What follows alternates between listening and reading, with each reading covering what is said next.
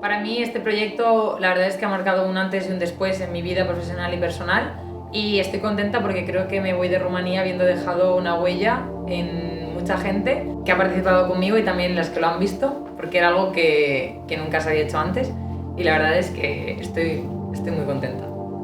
El motivo por el que utilicé el fotoperiodismo o por el que digamos que utilizo el fotoperiodismo en mi vida para comunicar es porque creo que el fotoperiodismo tiene una responsabilidad social muy grande de la que a veces no somos conscientes, ¿no? Porque vivimos en un momento en el que todo son imágenes y a veces es como que las asimilamos súper rápido, como venga otra foto, otra, y a veces no nos paramos a pensar qué nos quieren transmitir, ¿no? Entonces digamos que pienso que a la hora de concienciar sobre ciertos temas, sobre todo temas sociales, temas de injusticias, temas de desigualdad, creo que el fotoperiodismo tiene una labor súper importante y que tiene una influencia a nivel educativo muy grande. Es decir, si utilizásemos a lo mejor grandes referentes de la fotografía, o sea, del fotoperiodismo, en el ámbito educativo para contar una historia, es decir, mira, hay personas que con una imagen son capaces de cambiar la perspectiva de alguien, ¿no? Porque creo que el periodismo también educa en cómo concibes tú las cosas. El cómo ver, en este caso, gracias al fotoperiodismo, cómo ver Rumanía desde otra perspectiva. Cómo ver que Rumanía es un país que tiene cosas que ofrecer cuando es algo que nunca jamás te hubieras imaginado. Entonces, pues creo que existe un vínculo entre el fotoperiodismo y la educación, ¿no? En eso que asimilamos las cosas como nuestras, que es súper importante.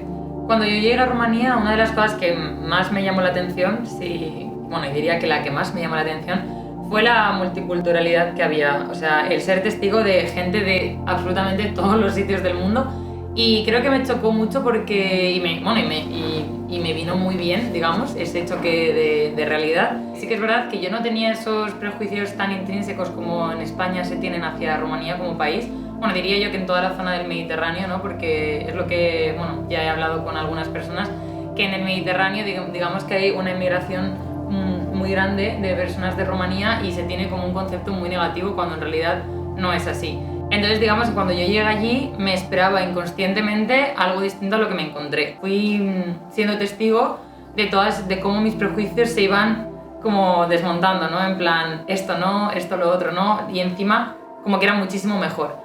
Pero si está ahí es porque puede existir, y si puede existir la tolerancia es porque hay un espacio para ella, ¿no?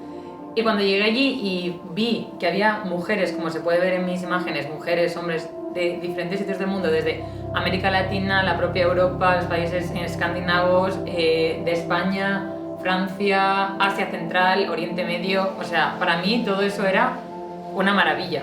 Porque a mí siempre me ha llamado muchísimo la atención lo que se dice en inglés el melting pot, que es como ¿no? Que las culturas se mezclen.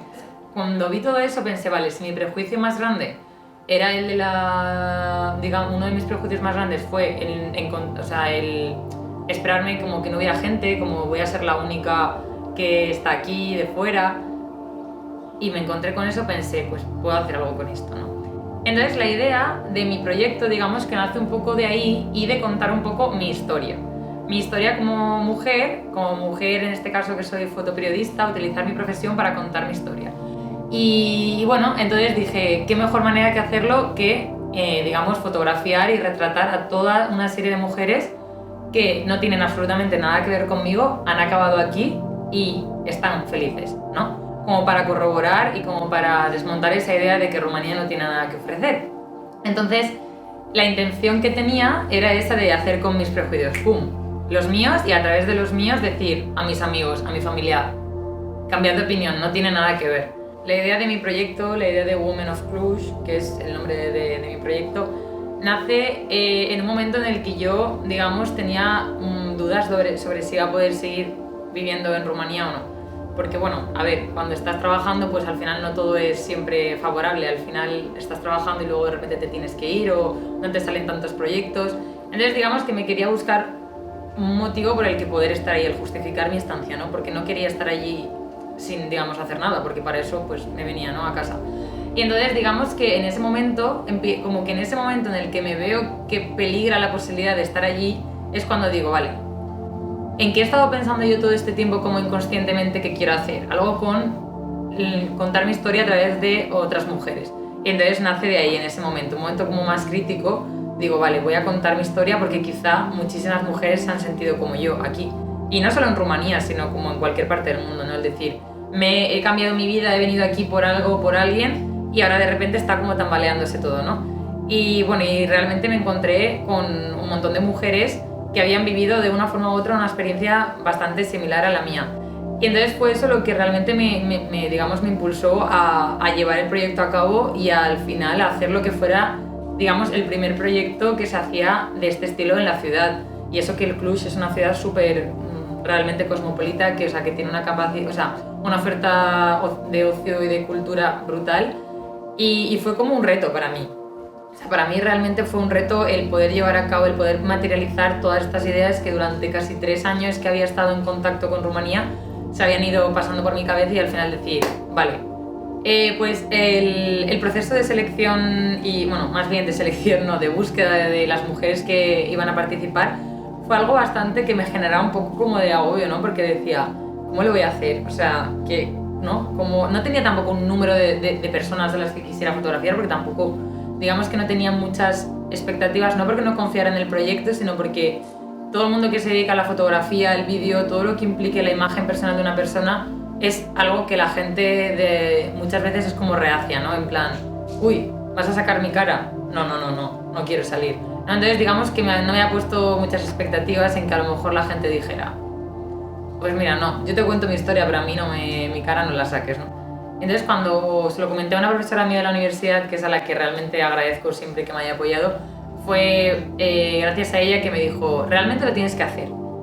Creo que una buena idea sería que, digamos, divulgaras tu idea en grupos de la universidad, de amigos, en tu trabajo, y dijeras, quiero hacer esto, estas son mis ideas, contadlo. Entonces, digamos que me dediqué un poco a recopilar toda la información de las mujeres que me iban escribiendo, les iba un poco contando la idea, que también, si te digo la verdad, para mí era como una duda también cuando me preguntan, ¿y qué quieres hacer? Porque claro, a veces tenemos en nuestra mente una idea súper clara, pero luego llevarla a cabo no es igual. Entonces me daba miedo el decir, vale, quiero hacer esto y que luego no quedará igual.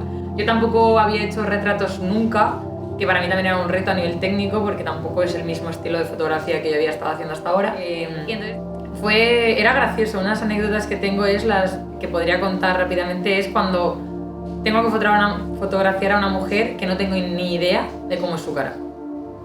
Cuando quedaba con todas las mujeres que me habían escrito, digamos que yo no quería, me escribían por WhatsApp o incluso por teléfono algunas, ¿no? O por Facebook, pero yo no las entrevistaba previamente, es decir, yo no les decía, bueno, ¿y qué haces aquí? Porque claro, que podía haberlo hecho porque dices, para así más o menos sabes con qué te vas a encontrar. Pero digo, bueno, no, porque a veces la mujer que te estás hablando te cuenta una historia que de primeras no te llama excesivamente, y digamos que todos nos movemos un poco por lo diferente, ¿no? Ay, no quiero hablar con alguien que es como que tiene algo diferente que contar, y yo decía, no quiero eso, o sea, quiero que me sorprenda, y para aportar algo no tienes por qué ser súper diferente, o sea, no tienes por qué haber estado en 8.000 millones de sitios o que tu motivo de estar en Rumanía sea algo súper concreto. Entonces digamos que esa idea era, como tenía esa idea súper clara de decir, quiero que las mujeres que vengan sean naturales, que me cuenten lo que sea, y si me están contando que están aquí porque está de Erasmus, como era el caso de Jota, de una chica griega, y de Maro, que me lo cuenten. O sea, eso es parte de la ciudad. O sea, yo lo que quería contar era, esta ciudad tiene espacio para todo el mundo, y también tiene para Erasmus, tiene para gente mayor, tiene para gente que viene a estudiar un año y luego nunca más vuelve. Evidentemente todas eran abiertas y receptivas, porque si no, no hubieran querido participar, ¿no? Pero claro, al final no deja de ser algo que también tampoco me conocían a mí. Y era como, hola, voy a hacer una foto de tu cara.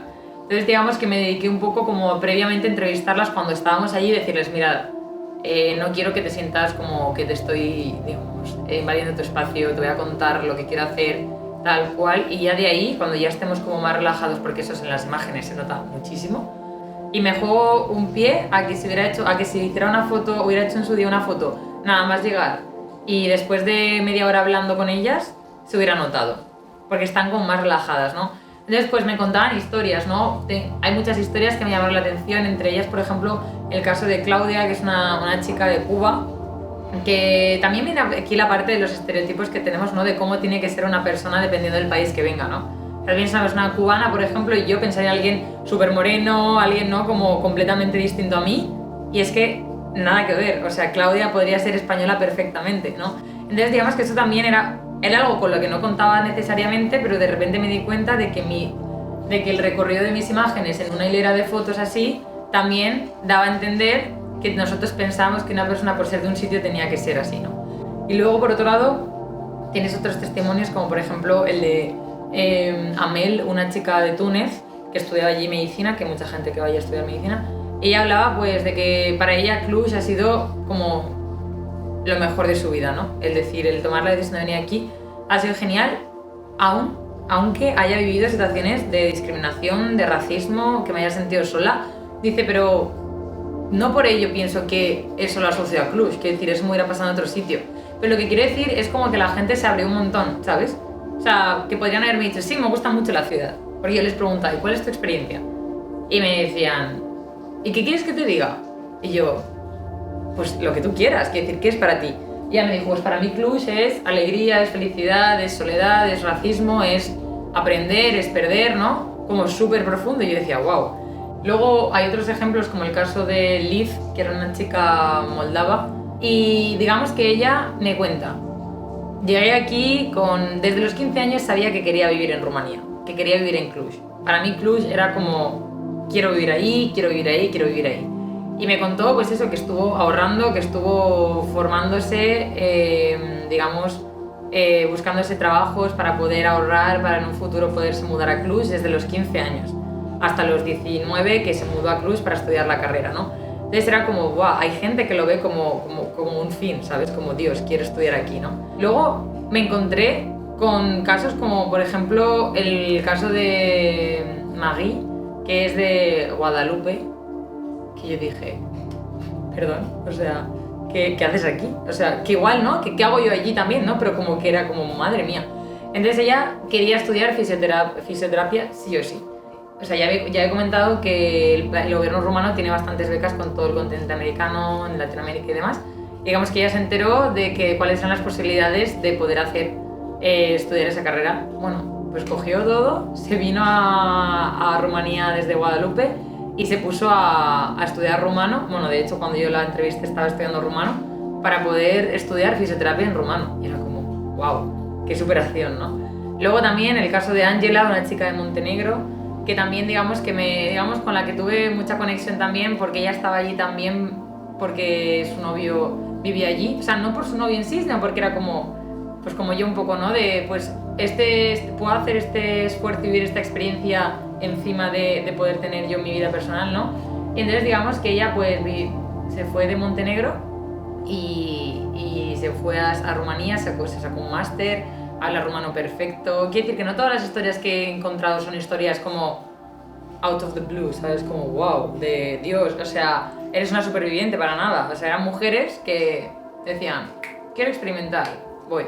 Una chica Greta, una chica siria, que también había venido con una beca del gobierno rumano en Siria a estudiar arte, diseño, porque ahora pues por ejemplo ella por motivos de la situación en Siria ya no podía estudiar allí.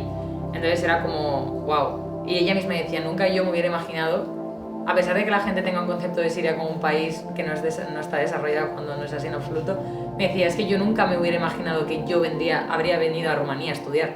Era como que eso como para mí era, ¿no? Como también un ejemplo de cómo la vida da muchísimas vueltas y cuando tienes una idea de un sitio al final acabas ahí.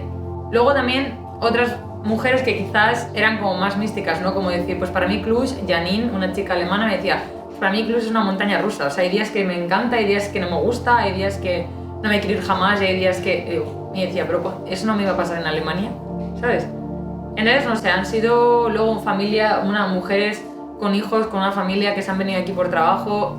Una mujer de Ecuador, Verónica, de Ecuador, se vino a Rumanía con toda su familia por trabajo y decía, estoy feliz. Bueno, y esto es como una parte de todo ese gran abanico de historias que me encontré en Rumanía y que quizá nunca me hubiera esperado encontrar allí. Entonces, pues bueno, digamos que esa era mi intención, el comunicar un mensaje completamente distinto a lo que creo que la gente en España tenía de Rumanía y utilizar la historia de mujeres independientes que habían salido de su zona de confort para experimentar algo nuevo. Y la verdad es que fue una experiencia súper guay, realmente muy, muy, muy interesante y muy gratificante también para